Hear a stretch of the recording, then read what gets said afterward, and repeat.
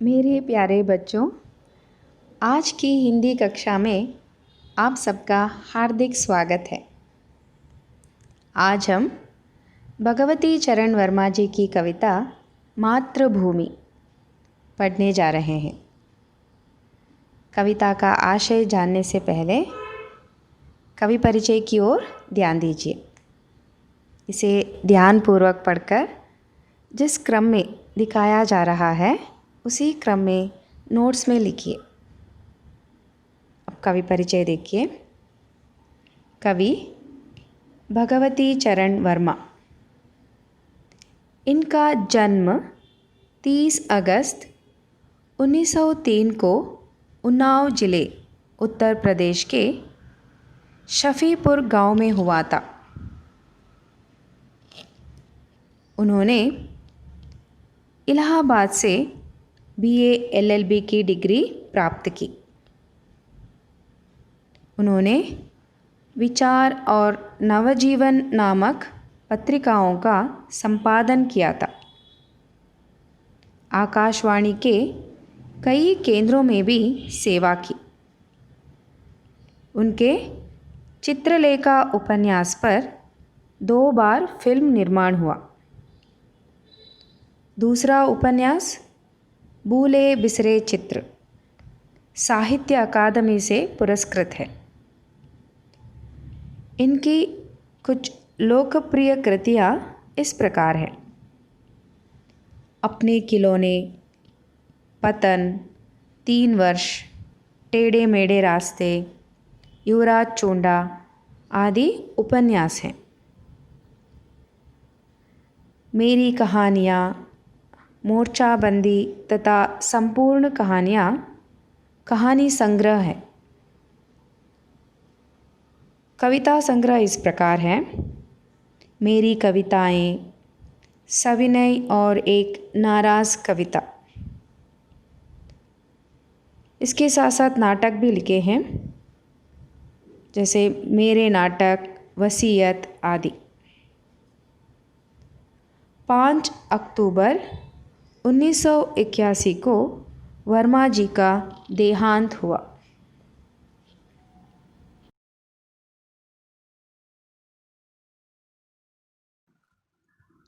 हम भारतीयों के लिए जननी जन्मभूमिश्च स्वर्गादपि गरीयसी, अर्थात हम भारतीयों के लिए जननी माता और जन्मभूमि का स्थान स्वर्ग से भी श्रेष्ठ एवं महान है। माता का प्यार, दुलार व वात्सल्य अतुलनीय है। इसी प्रकार जन्मभूमि की महत्ता हमारे समस्त भौतिक सुखों से कहीं अधिक है।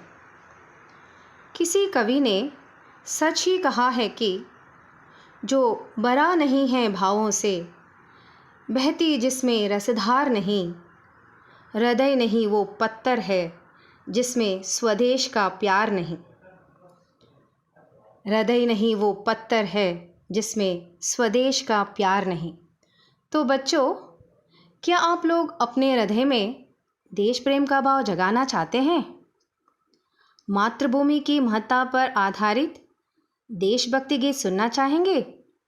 तो चलिए भगवती चरण वर्मा जी की कविता मातृभूमि का भावपूर्ण वाचन करके भावार्थ जानेंगे। कविता पढ़ने से पहले इन बातों पर ध्यान दीजिए।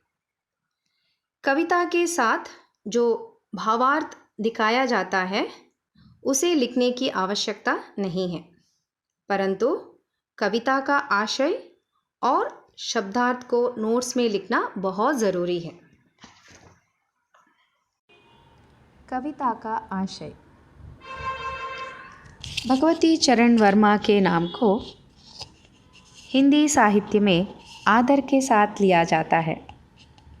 प्रस्तुत कविता में कवि के देश प्रेम की झलक दिखाई देती है।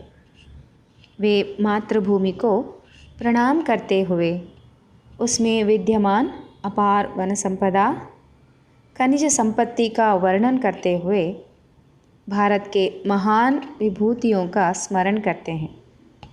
इस कविता से भारत की महानता का परिचय प्राप्त होता है।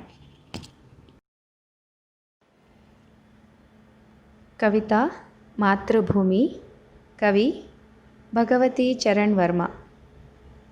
मातृभू शत शत बार प्रणाम, अमरों की जननी तुमको शत शत बार प्रणाम।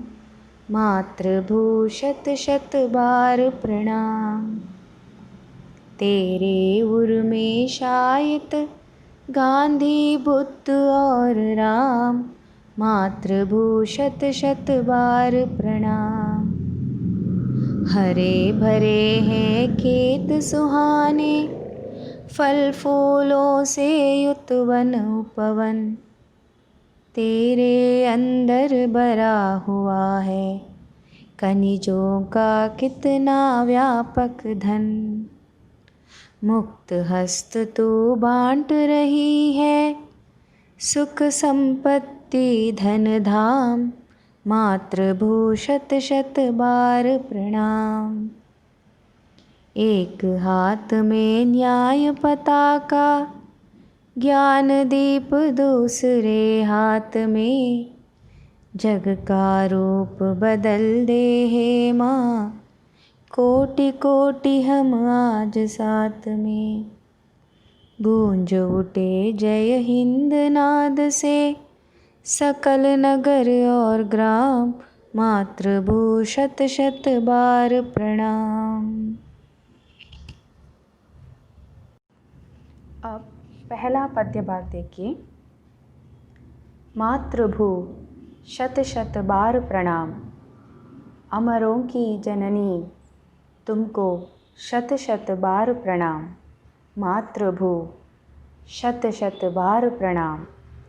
तेरे उर में शायित गांधी बुद्ध और राम। मातृभू शत शत बार प्रणाम। इन पंक्तियों में कवि मातृभूमि को शत शत बार अर्थात 100 बार प्रणाम करते हैं, क्योंकि माँ की महानता ही कुछ ऐसी है। भारत माँ अमरों की जननी है, अर्थात भारत माँ ऐसे महान सपूतों की जननी है जो भारत की आज़ादी, कल्याण और प्रगति के लिए लड़े और अपने प्राणों का बलिदान करके अमर हुए हैं। अमर अर्थात जो कभी नहीं मरता, जो अपने श्रेष्ठ कर्मों से, सेवाओं से मरने के बाद भी याद किए जाते हैं। तेरे उर में शायित गांधी बुद्ध और राम, अर्थात मातृभूमि के उर में, उर अर्थात हृदय में, अहिंसा के पुजारी महात्मा गांधी, शांति और अहिंसा के दूत गौतम बुद्ध, मर्यादा पुरुषोत्तम भगवान श्री राम शायित हैं। शायित अर्थात सोए हुए हैं, विराजमान हैं।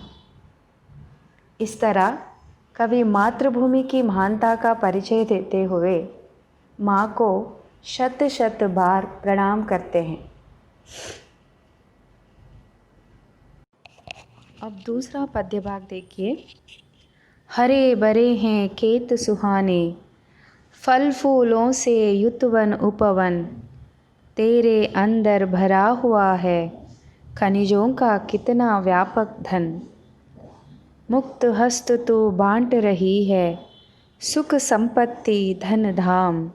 मातृभू शत शत बार प्रणाम। इन पंक्तियों में कवि भारत माँ के प्रकृति सौंदर्य का वर्णन करते हुए कहते हैं कि हे माँ, तेरे हरे भरे खेत कितने सुहाने हैं। सुहाने अर्थात सुंदर। सिर्फ इतना ही नहीं, यहाँ के वन अर्थात जंगल और उपवन, उपवन अर्थात बाग बगीचा तरह तरह के फल और फूलों से भरपूर है। इसके साथ साथ मातृभूमि के अंदर तो खनिजों का व्यापक धन भरा हुआ है। ये खनिज क्या है? खनिज ऐसे भौतिक पदार्थ हैं जो कान से खोदकर निकाले जाते हैं, जैसे लोहा, अभ्रक, कोयला आदि, जिसकी वजह से भारत माँ समृद्ध है। धरती के अंदर जो अपार खनिज संपत्ति भरा हुआ है ना, उसे माँ अपने लिए नहीं रखती है। उसे माँ मुक्त हस्त से, हस्त अर्थात हाथों से, बिना किसी भेदभाव के सबको बांट रही है। इस तरह अपने बच्चों को सुख, संपत्ति, धन, धाम, धाम अर्थात कर प्रदान करने वाली मातृभूमि को कवि बड़े आदर भाव से शत शत बार प्रणाम करते हैं। अब अंतिम पद्य भाग देखिए। एक हाथ में न्याय पताका, ज्ञान दीप दूसरे हाथ में, जग का रूप बदल दे हे माँ, कोटि कोटि हम आज साथ में। गूंज उठे जय हिंद नाद से, सकल नगर और ग्राम, मातृभू शत शत बार प्रणाम।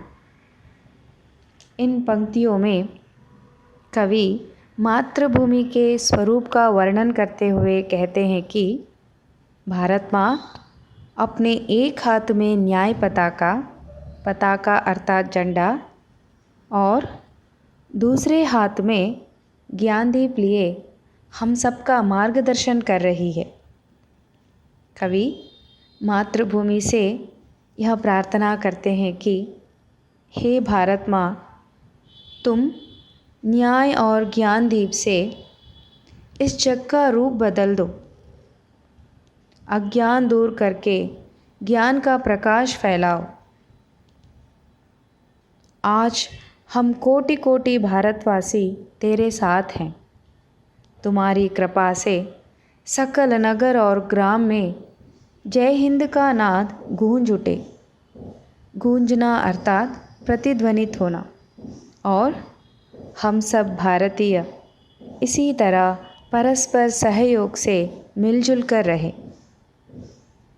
इस तरह अपने बच्चों को एकता के सूत्र में बांध कर रखने वाली भारत माँ को कवि बड़े आदर भाव से शत शत बार प्रणाम करते हैं।